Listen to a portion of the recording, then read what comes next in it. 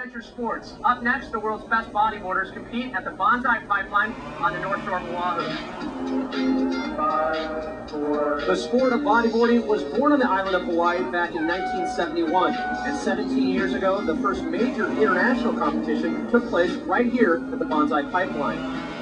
Bodyboarding's living legend is 44-year-old Mike Stewart. Stewart has been riding bodyboards since the inception of the sport and holds a record of 9 world titles.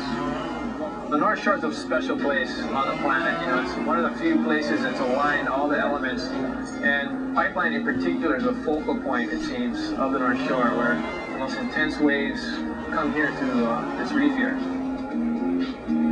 I think one of the reasons why I've been pretty successful here is I think my character is consistent with this break, in that I can be pugnacious at times, and you got to be pretty aggressive and assertive, and I can step up to that level when need be to get the waves, because it gets crowded and it's an intense surfing environment.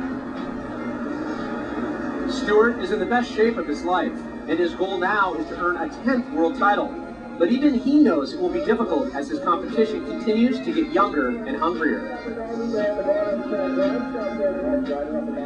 The level of riding now is very high. The level of competition is very high globally. You know, it's not just in Hawaii. There's good riders throughout the world that are capable of competing and excelling here. And it really becomes more and more people's game. There's other waves throughout the world, like Canary Islands or Union Islands, or even Europe has some pretty heavy waves. And once the guys start surfing those waves, and they understand how to ride barrels and do moves. Stewart had a rough start in his first and only heat on the final day. Today was really frustrating for me. I got pinched on one wave and didn't quite make the barrel. Had I made that, I think I would have had a good rhythm and a good flow to it. And then the other competitors are also very competitive. Didn't want me to get any waves, so they were trying to start me off some waves, and we were like having some paddle battles. And at the end of it, it's like, you just got to take off, and I got an interference call. And so it was pretty hectic in the water. A lot of the times you make it through heats aren't about really your wave riding, but about your tactics in the water, And I would probably say my tactic was pretty flawed today.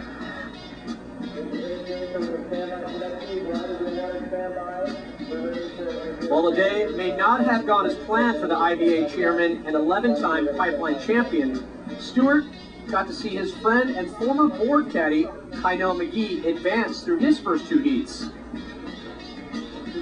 I've been in the water since I'm about 5 years old. Grew up at the Waikiki Wall. At about 14, 15 years old, I started surfing Pipeline and immediately fell in love with it. When I paddle out there, no matter how big it is, I just feel really comfortable. Like, it's literally like home. In our heat, it was actually really slow for waves, and I just got really lucky that with the only 2 to 4 waves that came into the heat, I got 2 of the best waves, and then the guy who got second, which is Tomega, which is a good friend of mine, got the other 2 waves, and then we actually split one. I went right, he went left, and that worked out good for us. Gilherme Tomega would advance to the semifinals, while Kaino McGee finished in 4th in his quarterfinal heat.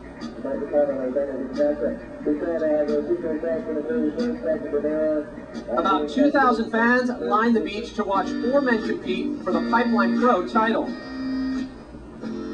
32-year-old Jeff Hubbard out of Honolulu, Hawaii, was in the yellow jersey. 22-year-old Yuri Valadao from Brazil in blue. 32-year-old, also from Brazil, Paulo Barcelos in the white. And 28-year-old Hugo Pinheiro from Portugal in red.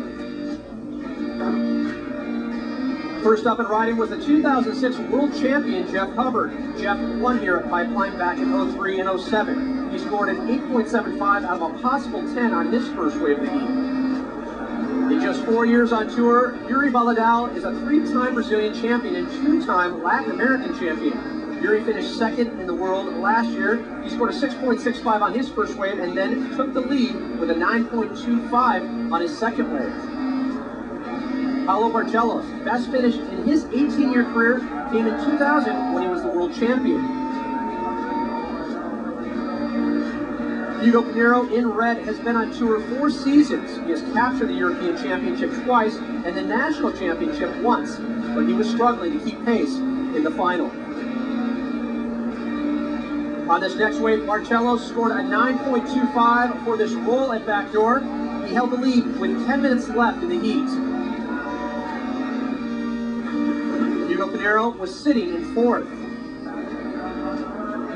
It was Hawaiian Jeff Hubbard who would get the last ride. Hubbard moved into second place with a 7.9, just shy of what he needed to take the win. His combined wave score, a 16.65. Paulo Barcelos was named the IBA Pipeline Pro Champion with his combined wave score of 17. The Brazilians celebrated by carrying him on their shoulders.